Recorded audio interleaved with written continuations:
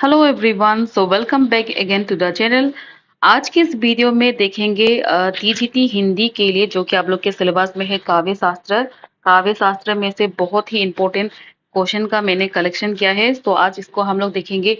आप ये क्वेश्चन को आप कहीं ना कहीं अपने एग्जामों में जरूर देखे होंगे, चाहे वो स्लेट का एग्जाम हो या फिर यूजीसी नेट का एग्जाम हो या फिर पीजीटी का एग्जाम हो या फिर टीजीटी का एग्जाम हो। सो बिना देरी करते हुए आज हम लोग देखेंगे काव्य शास्त्र का मोस्ट इंपॉर्टेंट क्वेश्चन।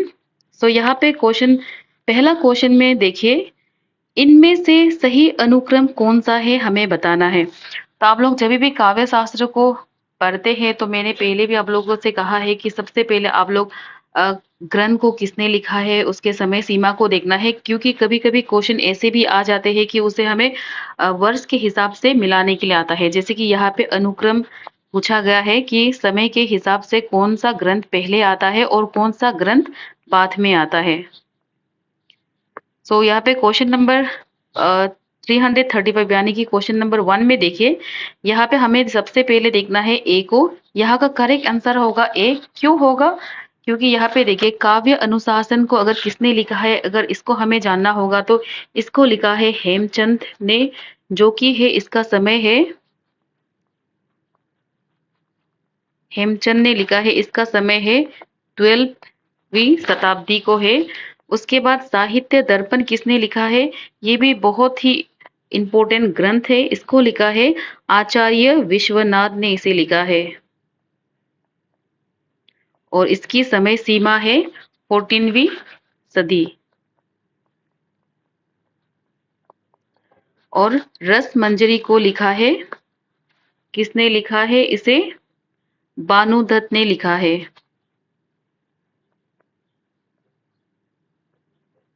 बानुदत्त ने इसे लिखा है और इसकी समय सीमा कौन सी है? 15वीं सदी। उसके बाद रस गंगाधर को लिखा है, ये भी बहुत इंपॉर्टेंट ग्रंथ है, इसको लिखा है किसने लिखा है इसे? पंडित राज जगन्नाथ ने लिखा है, और इसकी समय सीमा है 17वीं सदी। अगर इस तरह हम समय सीमा को देखते हैं तो सबसे पहले आता है काव्य अनुशासन, जिसे लिखा है हेमचंद ने, और कब लिखा है?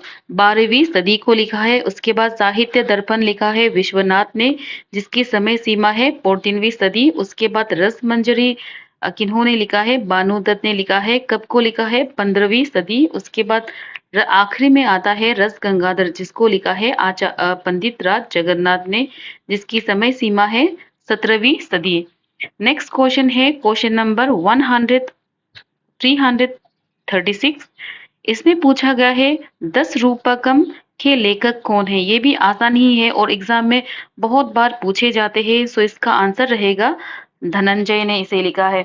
अगर इसके समय सीमा भी हमें पूछे जाएंगे तो इसके समय सीमा है 10वीं सदी।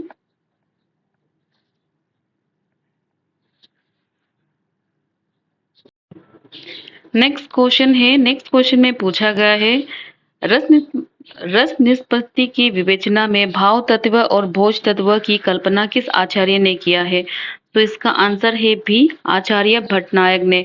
और कभी कभी आचार्य भट्टनायक से ये भी प्रश्न पूछे जाते हैं कि इसका सिद्धांत का नाम है और नाम क्या है, उसके बाद इन्होंने कौन सा दार्शनिक मत माना है। यहाँ पे आप लोग देखिए, इस टेबल को आप लोग हो सके तो नोट डाउन कर लीजिए, बहुत ही इंपॉर्टेंट टेबल है। सबसे पहले देखते हैं यहाँ पे आचार्य, उनके सिद्धांत और उनके दार्शनिक मत। यहाँ पे सबसे पहले है भट्ट लोलट। यहाँ पे सबसे पहले देखिए भट्ट लोलट, जिनका इनका सिद्धांत का नाम है उत्पत्तिवाद, जिसे आरोपवाद भी कहते हैं, और इन्होंने दार्शनिक मत माना है मीमांसा दर्शन। उसके बाद आता है श्री शंकुक, जिन्होंने माना है अनुमतिवाद, जिनका दार्शनिक मत है न्याय दर्शन। उसके बाद है भट्टनायक, जिन्होंने भुक्तिवाद माना है, जिसे भोगवाद भी कहते हैं, और इनका दार्शनिक मत है सांख्य दर्शन। उसके बाद आता है अभिनव गुप्त, जिन्होंने माना है अभिव्यक्तिवाद, जिनका दार्शनिक मत है शैव दर्शन। अब ये भी बहुत इंपॉर्टेंट टेबल है, आप लोग हो सके तो इसे नोट डाउन कर लीजिए। नेक्स्ट क्वेश्चन में पूछा गया है काव्य लक्षण से। ये भी बहुत ही इंपॉर्टेंट क्वेश्चन है और बहुत बार एग्जाम में रिपीटेडली क्वेश्चन आया हुआ है। यहाँ पे देखिए, तद्दोषो शब्दार्थो सगुना वन लंकृति पुनः क्वापि किसका काव्य लक्षण की परिभाषा है? सो इसका आंसर आसान ही है। इसको दिया है आचार्य मम्मट ने। अगर आचार्य मम्मट के बारे में पूछा जाए कि इन्होंने कौन सा काव्य ग्रंथ लिखा है, सो इसका नाम है काव्य प्रकाश। ये भी बहुत इंपॉर्टेंट ग्रंथ है, इसको भी बहुत बार पूछे जाते हैं, इनको भी आपको देखना है। नेक्स्ट क्वेश्चन में पूछा गया है रसो वे स को अपनी परिचर्चा में किस आचार्य ने सम्मिलित किया है? सो इसका करेक्ट आंसर है बी, आचार्य विश्वनाथ ने। नेक्स्ट क्वेश्चन है, ये बहुत ही इंपॉर्टेंट क्वेश्चन है, ये भी एग्जाम में बहुत बार रिपीटेडली आते ही रहते हैं। इसमें कहा गया है अभिधा उत्तम काव्य है, मध्य लक्षणा लीन है, अधम व्यंजना रस विरस, उल्टी कहत नवीन। तो उपरोक्त किसकी उक्ति है? तो इसका आंसर है देव की उक्ति है। इसे किसने कहा है? देव ने कहा है। और यह आप लोग का पूछा गया है, शब्द शक्ति से पूछा गया है, जिसमें कहा देव ने कहा है कि जो अभिधा है वो सबसे उत्तम है। ये भी बहुत बार एग्जाम में रिपीटेडली पूछे जाते हैं। और देव की अगर हम बात करें तो ये हम लोग का रहेगा रीतिकालीन कवि।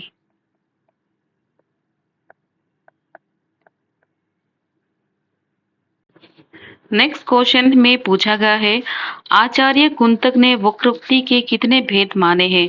तो इसका आंसर है बी, इन्होंने 6 माने हैं। और आप लोग देख लीजिए कि कौन कौन सा भेद माना है। तो नेक्स्ट क्वेश्चन में पूछा गया है, ये भी बहुत इंपॉर्टेंट क्वेश्चन है, आप लोग इसको भी मार्क कर लो। यहाँ पे पूछा गया है रीति संप्रदाय से संबंधित काव्य शास्त्रीय ग्रंथ कौन सा है? तो इसका आंसर भी आसान ही है। रीति संप्रदाय के जो प्रवर्तक है, जिन्होंने जो ग्रंथ लिखा है, वही इससे रिलेटेड होगा। तो सबसे पहले देखिए कि रीति संप्रदाय के आचार्य कौन है, प्रवर्तक, वो है वामन। और वामन का जो ग्रंथ है जिनका नाम है काव्य अलंकार सूत्र वृत्ति। तो यही इसका करेक्ट आंसर होगा। तो यहाँ पे देखिए आप लोग, जैसे कि हो गया यहाँ पे काव्य अलंकार। काव्य अलंकार को किसने लिखा है? वामन ने लिखा है। आप लोग वामन और वामन में कंफ्यूज मत होइए। अगर रीति संप्रदाय के बारे में पूछा जाए तो वो होगा वामन। और इन्होंने कौन सा ग्रंथ लिखा है? काव्य अलंकार सूत्रवृत्ति। अगर सिर्फ हम काव्य अलंकार के बारे में देखेंगे तो इसको लिखा है वामन ने लिखा है। और ये कौन से संप्रदाय के प्रवर्तक है? ये होगा अलंकार संप्रदाय के प्रवर्तक। बी में देखिए यहाँ पे है काव्यदर्श। अगर इसको किसने लिखा है ये पूछा जाए तो ये होगा आचार्य दंडी ने। और ये कौन से संप्रदाय से संबंध है? ये भी रहेगा आपका अलंकार संप्रदाय से संबंध है। और हमारा वामन कौन थे? अलंकार संप्रदाय के प्रवर्तक आचार्य है। उसके बाद सी में है अगर काव्य दर्पण किसने लिखा है ये पूछा जाए तो ये होगा आपका राम दहिन मिश्र ने इसे लिखा है। तो यहाँ पे सिर्फ पूछा गया है रीति संप्रदाय के बारे में, इसलिए इसका करेक्ट आंसर होगा काव्य अलंकार सूत्रवृत्ति। और इसके रचनाकार है आचार्य वामन, जो कि रीति संप्रदाय का प्रवर्तक आचार्य है। नेक्स्ट क्वेश्चन है, क्वेश्चन में पूछा गया है आचार्य मम्मट किस संप्रदाय के आचार्य है? तो इसका आंसर रहेगा सी, ध्वनि संप्रदाय के आचार्य है। यहाँ पे देखिए अलंकार संप्रदाय की अगर हम बात करें तो यहाँ पे रहेगा आपका वामन। और अगर रीति की बात करें तो इसमें होगा वामन। और औचित्य में होता है क्षेमेंद्र। सो यहाँ पे इसका आंसर होगा ध्वनि। ध्वनि में लेकिन मम्मट के अलावा भी इसके संप्रदाय के अगर प्रवर्तक के बारे में पूछा जाए तो इसका आंसर है आनंद वर्धन।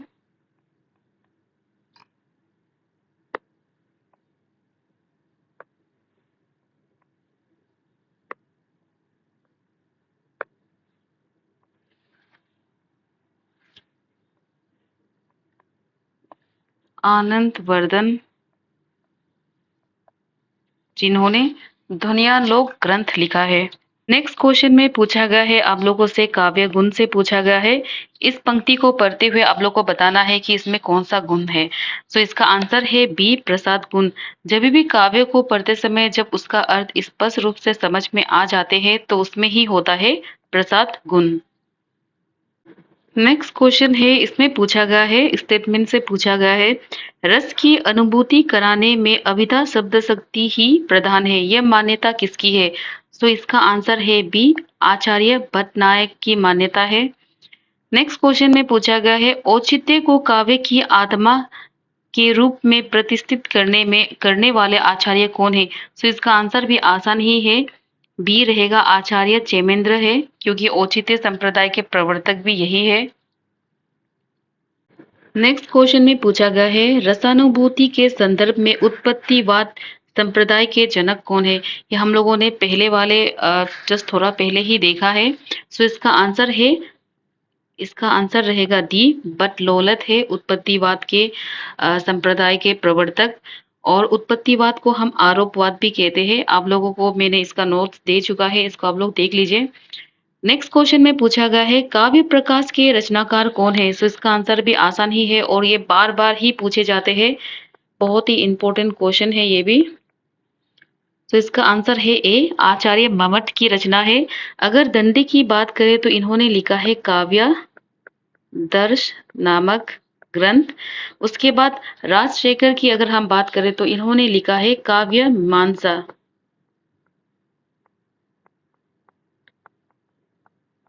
काव्य मीमांसा नामक ग्रंथ लिखा है।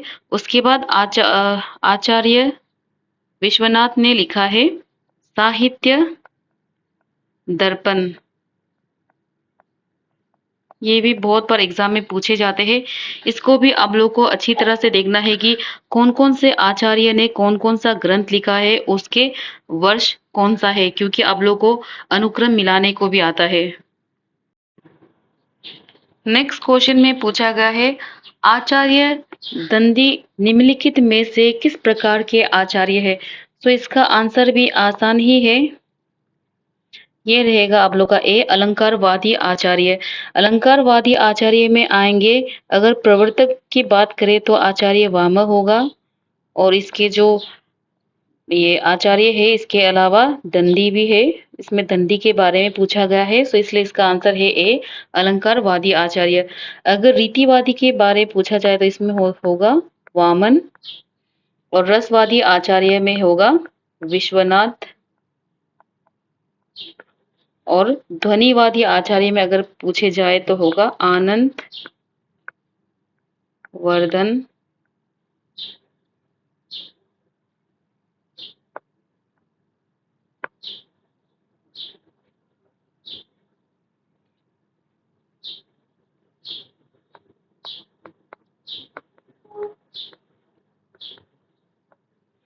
नेक्स्ट क्वेश्चन में पूछा गया है किस आचार्य ने गुणों को रस पर आश्रित माना है। तो इसका आंसर है डी आनंद वर्धन ने माना है इसे।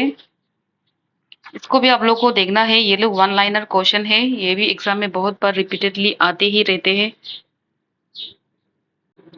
नेक्स्ट क्वेश्चन में पूछा गया है, ये भी बहुत ही इंपॉर्टेंट क्वेश्चन है। इसको मैंने लास्ट प्रीवियस वीडियो में भी आप लोगों को बताया था कि काव्य हेतु को और किन किन नामों से जाने जाते हैं।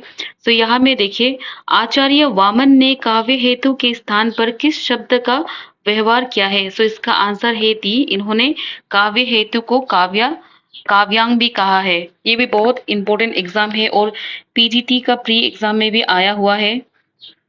उसके बाद क्वेश्चन नंबर नेक्स्ट में पूछा गया है भारतीय रस सिद्धांत में साधारणीकरण का प्रयोग सर्वप्रथम किसने किया है। तो ये भी बहुत इंपॉर्टेंट क्वेश्चन है, ये भी एग्जाम में पूछे जाते हैं। इसको क्या है सी, इसका आंसर है भट्टनायक, जिसको मैंने आपको टेबल भी दिया है कि भट्टनायक का सिद्धांत कौन सा है, उसके बाद उन्होंने कौन सा दर्शन को माना है, इसको भी आप लोग को देखना है। और साधारणीकरण की बात करें तो इसका सर्वप्रथम किसने प्रयोग किया है, अगर ऐसे पूछा जाए तो इसका आंसर है आचार्य भट्टनायक ने। नेक्स्ट क्वेश्चन है, इसमें पूछा गया है काव्य गुणों के संबंध में जो कथन सही नहीं है उसे छाटिए, यानी कि इनकरेक्ट स्टेटमेंट को हमें निकालना है। तो यहाँ पे देखिए आप लोग को जब भी इनकरेक्ट स्टेटमेंट को निकालना होगा तो आप लोगों को एक एक लाइन को अच्छे से पढ़ना होगा। तो यहाँ पे देखिए, यहाँ पे लिखा ए में बोला गया है काव्य गुण काव्य के आंतरिक सौंदर्य है, अलंकार बाह्य शोभा मात्र है। तो ये भी आप लोग का करेक्ट स्टेटमेंट होगा, क्योंकि जो हमारा क्वालिटी होता है वो हम अंदर ही देखते हैं। और जब हम जैसे कि अलंकार क्या होते हैं, अलंकार का मतलब होता है जिस तरह लड़कियां अपने आप को सुंदर बनाने के लिए आभूषण का इस्तेमाल करते हैं, वो तो आउटर पे ही हम लोग सजाने के लिए करते हैं। तो अलंकार हमारा क्या होगा, बाहर शोभा होगा, मतलब बाहरी शोभा होगा। और गुण हमारा क्या है, आंतरिक सौंदर्य, यानी कि जो क्वालिटीज होते हैं वो इंसान के अंदर कहाँ होता है, अंदर ही होते हैं। और जब हम चीजों को डेकोरेट करते हैं उसको हम कहाँ करते हैं, आउटर लेयर पे करते हैं। सो ये भी हम लोग का सही होगा। बी में पूछा गया है गुण रस के उत्कर्ष और काव्य के शोभा कारक कारक तत्व है। ये भी सही है, जो हमारा गुण है वो क्या है, शोभा बढ़ाने का काम करते हैं। उसके बाद सी में पूछा गया है काव्य शास्त्र में काव्य गुणों की विवेचना नहीं मिलती। ये तो बिल्कुल इनकरेक्ट है। क्यों? क्योंकि काव्य शास्त्र में गुणों की बात ही कहा गया है, इसलिए तो तभी तो हम गुण के बारे में पढ़ते हैं। तो ये हम लोग का इनकरेक्ट स्टेटमेंट है और इसी को ही हमें ढूंढ के निकालना है। सो इस क्वेश्चन के हिसाब से यही हमारा क्या होगा, करेक्ट आंसर होगा। उसके बाद डी को देखिए, माधुर्य प्रसाद और ओज सर्वमान्य काव्य गुण है। बिल्कुल सही है, क्योंकि काव्य गुण हमारे मुख्य रूप से तीन ही माने गए हैं। एक होता है माधुर्य गुण, और दूसरा होता है प्रसाद गुण, और तीसरा होता है ओज गुण। सो इस क्वेश्चन के हिसाब से हमारा करेक्ट आंसर है सी, क्योंकि हमें करेक्ट स्टेटमेंट को ही निकालना है। सो यहाँ पे हमारा करेक्ट स्टेटमेंट इनकरेक्ट स्टेटमेंट है, काव्य शास्त्र में काव्य गुणों का विवेचन नहीं मिलता। ये बिल्कुल गलत है और गलत को ही हमें आंसर में टिक करना है। नेक्स्ट क्वेश्चन में पूछा गया है, काव्य गुण से पूछा गया है, इसमें बताना है कि इस पंक्ति में कौन सा काव्य गुण है। तो यहाँ पे देखिए, कंकन किनकिन नुपुर धुनी सुनी, कहत लखन सन राम हृदय गुनी में कौन सा काव्य गुण है। सो इसका आंसर रहेगा माधुर्य गुण। जब भी पंक्ति में हमें माधुर्य शब्दों का प्रयोग किया हुआ मिलता है, जिसे पढ़ के प्रेम का भाव उत्पन्न हो, तो ऐसे पंक्ति में होगा हमारा माधुर्य गुण। नेक्स्ट क्वेश्चन में पूछा गया है, पांडव की प्रतिमा सम लेखो, अर्जुन भीम महामति देखो। इसमें कौन सा दोष है, ये आप लोग का काव्य दोष से पूछा गया है। तो इसका आंसर रहेगा सी, अर्थ दोष। क्यों इसमें अर्थ दोष रहेगा, क्योंकि जो पांडव है, पांडव की जो वीरता है उसको प्रतिमा के साथ कंपेयर किया गया है इसमें, यानी कि एक तरह से उपमा अलंकार भी हम कह सकते हैं। जो पांडव क्या होगा, वो एक लिविंग ह्यूमन है, यानी कि एक इंसान है, और उसकी जो वीरता है उसको कंपेयर किया है एक प्रतिमा के साथ। प्रतिमा यानी कि किसी नॉन लिविंग थिंग के साथ, मूर्ति के साथ कंपेयर किया है। सो इसीलिए यहाँ पे होगा आपका अर्थ दोष, यानी कि इसका जो मीनिंग है वो किसी एक लिविंग बींग को किसी नॉन लिविंग बींग के साथ कंपेयर करते हैं, तो वहां पे होगा आपका अर्थ दोष।